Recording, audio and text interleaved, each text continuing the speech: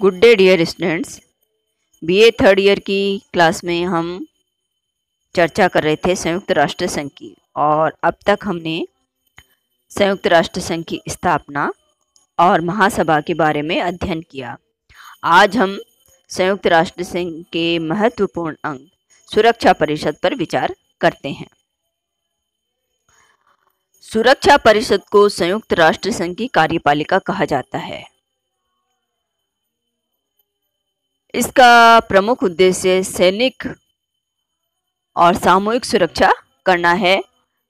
अनुच्छेद 42 से 46 के तहत ये कहा गया है कि सुरक्षा परिषद का प्रमुख उद्देश्य सैनिक सामूहिक कार्यवाही करके सुरक्षा करना है। सुरक्षा परिषद के गठन के बारे में जब हम चर्चा करते हैं तो हम देखते हैं कि सुरक्षा परिषद के 5 स्थायी सदस्य हैं, जो कि इस प्रकार है: चीन, फ्रांस, ब्रिटेन, अमेरिका। ये 5 स्थायी सदस्य है। सुरक्षा परिषद में प्रारंभ में अस्थायी सदस्यों की संख्या 6 थी, और अस्थायी और स्थायी सदस्यों को मिलाकर सुरक्षा परिषद में 11 सदस्य हुआ करते थे। किंतु 1965 में इनकी संख्या बढ़ाकर 10 कर दी गई। अस्थायी सदस्यों की संख्या बढ़ाकर 10 कर दी गई, और अब सुरक्षा परिषद में स्थायी और अस्थायी सदस्य मिलाकर 15 सदस्य होते हैं। और सुरक्षा परिषद में निर्णय 1965 में सुरक्षा परिषद के निर्णय की जो प्रक्रिया है वह भी उसमें भी परिवर्तन किया गया। अब सुरक्षा परिषद में निर्णयों के लिए न्यूनतम आवश्यक मतों की संख्या भी 7 से बढ़ाकर 9 कर दी गई है। अस्थायी सदस्यों की नियुक्ति 2 वर्ष के लिए की जाती है।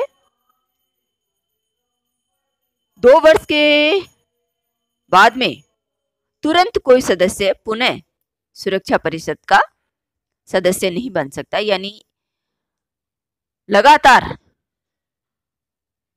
4 वर्ष तक, या यूं कहें कि 2 वर्ष का कार्यकाल खत्म होने के तुरंत बाद में उस राष्ट्र को पुनः सुरक्षा परिषद का सदस्य नहीं बनाया जा सकता। कालांतर में उसे उसका सदस्य बनाया जा सकता है।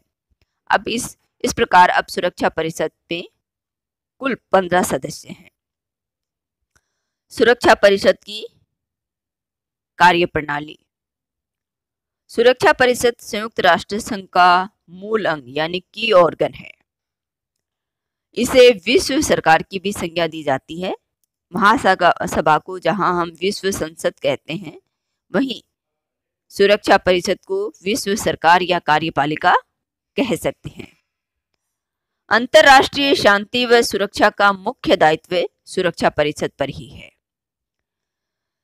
संयुक्त सुरक्षा परिषद एक स्थायी संगठन है जिसमें लगातार काम होता रहता है।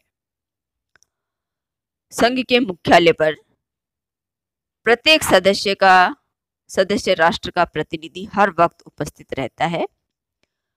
सुरक्षा परिषद की बैठक 14 दिन में एक बार होनी आवश्यक है, यानी 14 दिन से ज्यादा का अंतराल सुरक्षा परिषद की बैठकों में नहीं रह सकता। इसकी बैठक मुख्यालय के अलावा अन्य कहीं भी बुलाई जा सकती है।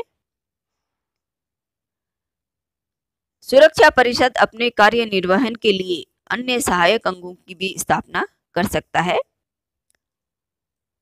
सुरक्षा परिषद में 2 स्थायी समितियां यानी स्टैंडिंग कमेटी विद्यमान है। पहली है विशेषज्ञ समिति, जो कार्यविधि की नियमावली का काम देखती है, और दूसरी है नवीन सदस्यों के प्रवेश का काम करने वाली समिति। इसके अतिरिक्त सुरक्षा परिषद तदर्थ समितियों व आयोगों की भी नियुक्ति करता है। सुरक्षा परिषद की सैनिक आवश्यकताओं, शस्त्र नियंत्रण पर स्वतंत्र परामर्श देने हेतु एक सैनिक स्टाफ कमेटी भी होती है, जिसे मिलिट्री स्टाफ कमेटी के नाम से भी जाना जाता है। सुरक्षा परिषद के अधीन एक निशस्त्रीकरण आयोग है, जिसकी स्थापना निशस्त्रीकरण आयोग की स्थापना जनवरी 1952 में की गई। परिषद का सभापतित्व सदस्यों में से अंग्रेजी वर्णमाला के अनुसार सदस्य राष्ट्रों के नाम के क्रम से हर एक महीने बदलता रहता है। प्रत्येक सदस्य का एक मत होता है और सुरक्षा परिषद में निर्णय के लिए दो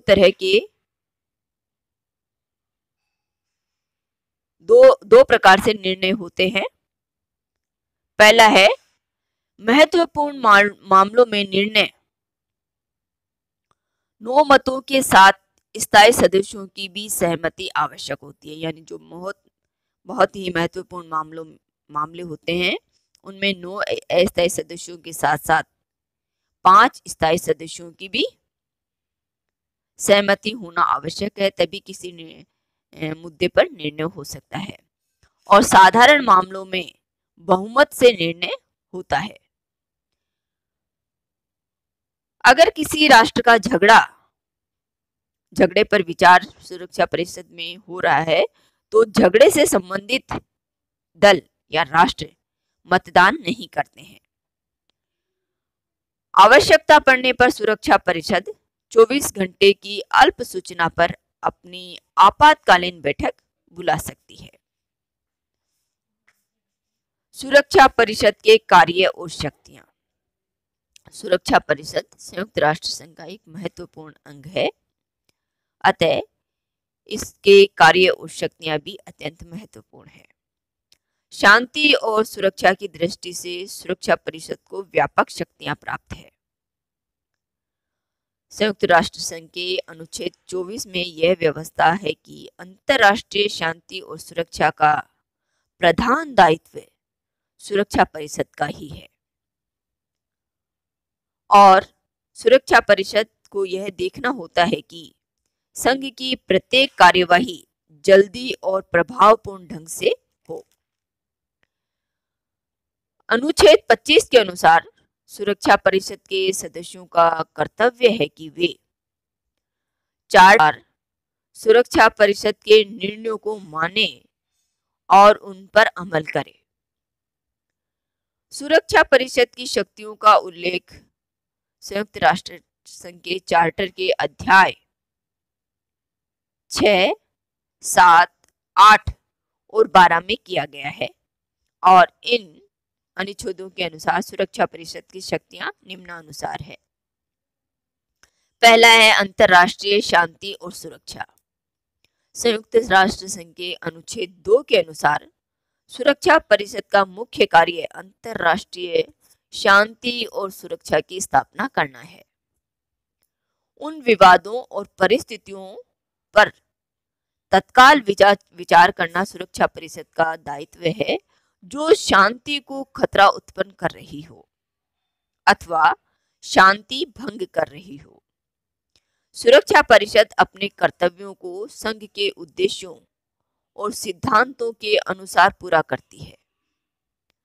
अनुच्छेद 24 के अनुसार सुरक्षा परिषद महासभा के विचार हेतु वार्षिक रिपोर्ट और जरूरत पड़ने पर विशेष रिपोर्ट भी प्रस्तुत करती है जिस पर महासभा विचार करती है। सुरक्षा परिषद का दूसरा कार्य है विवादों का शांतिपूर्ण समाधान। यूएनओ के अनुच्छेद 33 से 38 में विवादों के शांतिपूर्ण समाधान के संबंध में उल्लेख किया गया है।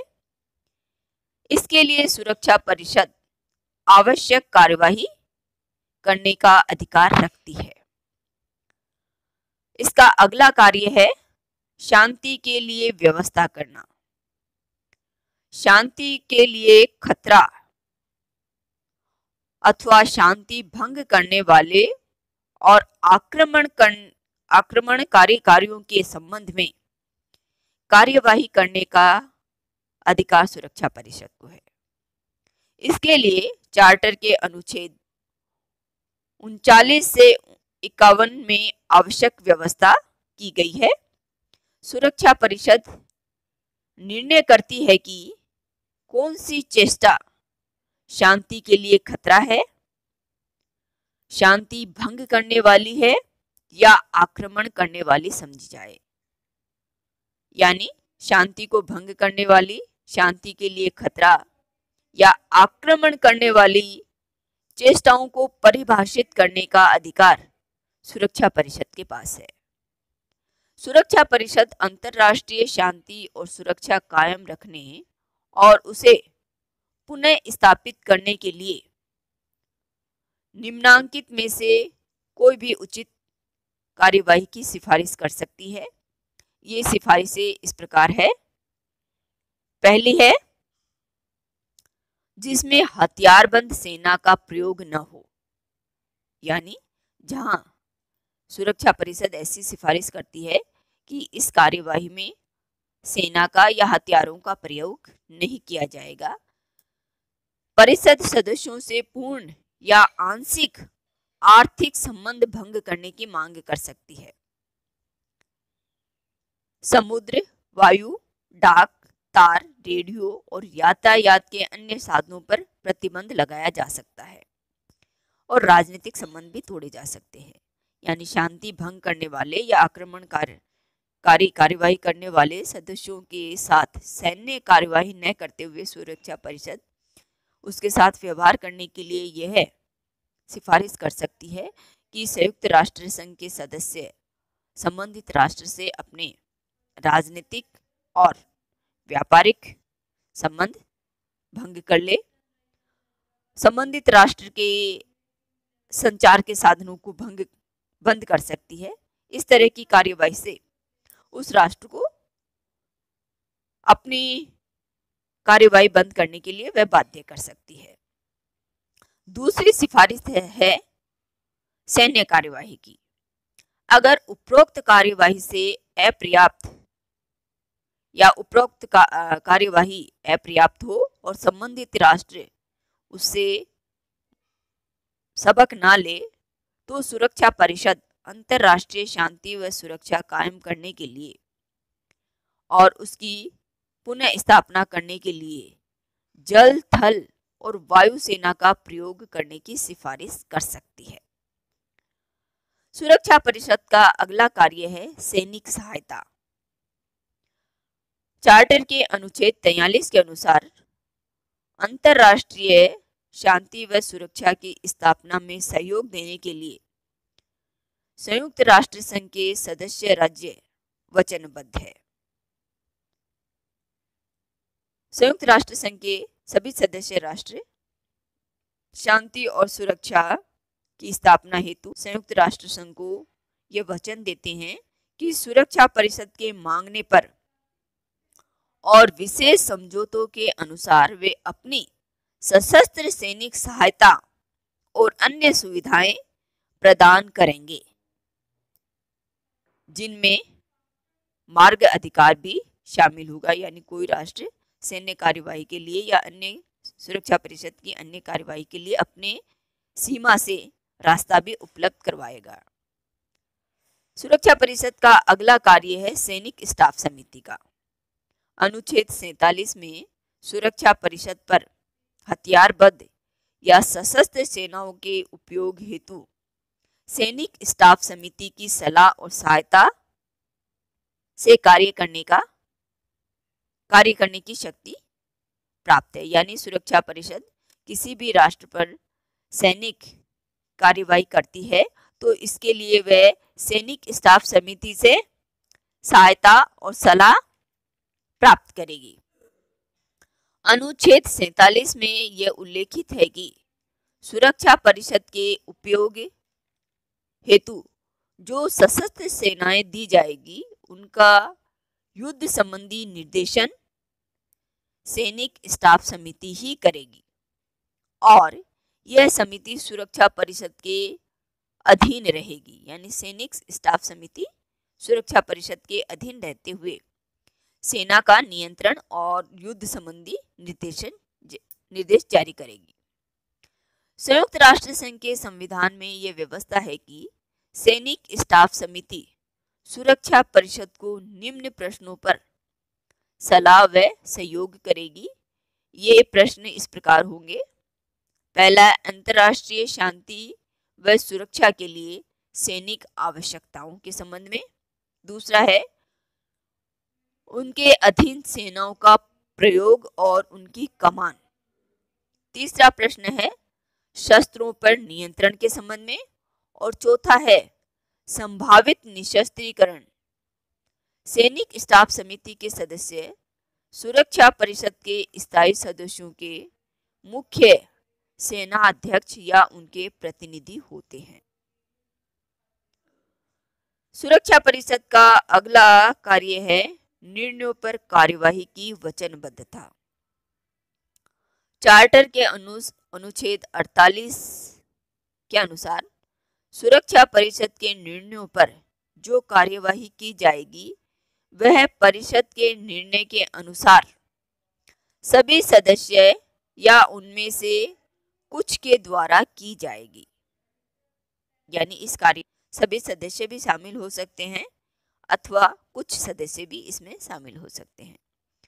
अनुच्छेद 49 में यह व्यवस्था है कि सुरक्षा परिषद के सदस्य जो भी कार्यवाही करेंगे उसकी सूचना सुरक्षा परिषद को तुरंत दी जाएगी।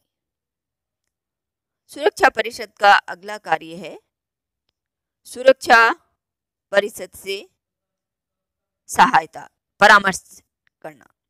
अनुच्छेद 50 के अनुसार जब सुरक्षा परिषद के किसी राष्ट्र के विरुद्ध कोई कार्यवाही की जाती है तो किसी दूसरे राष्ट्र के सामने कुछ विशेष आर्थिक समस्याएं उठ खड़ी हो सकती हैं तो उस राष्ट्र को सुरक्षा परिषद से परामर्श करने का अधिकार है।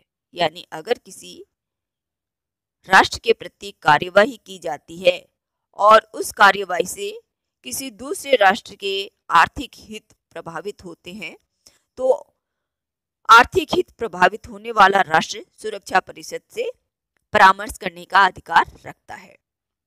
सुरक्षा परिषद का अगला कार्य है प्रादेशिक संगठन एवं अभिकरण। स्थानीय विवादों के समाधान हेतु सुरक्षा परिषद प्रादेशिक संगठनों या अभिकरणों को अपना माध्यम बना सकती है। यानी कहीं भी अगर सुरक्षा परिषद को कोई कार्यवाही करनी है तो वह स्थानीय संगठनों और अभिकरणों की सहायता ले सकती है। ये प्रादेशिक संगठन या अभिकरण अपने क्षेत्रों में शांति व सुरक्षा बनाए रखने हेतु किए जा रहे प्रयासों की नियमित सूचना सुरक्षा परिषद को उपलब्ध करवाते हैं।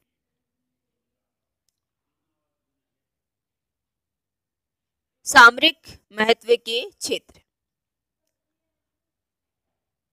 सामरिक दृष्टि से महत्वपूर्ण क्षेत्रों के संबंध में सुरक्षा परिषद ने जो दायित्व ग्रहण किए हैं उनके निर्वहन का उत्तरदायित्व सुरक्षा परिषद का है। यानी सामरिक दृष्टि से संयुक्त राष्ट्र संघ जो भी दायित्व ग्रहण करता है उस दायित्व को पूरा करने का उत्तरदायित्व सुरक्षा परिषद का होता है। किसी राष्ट्र को संरक्षण देते समय सुरक्षा परिषद की शर्तें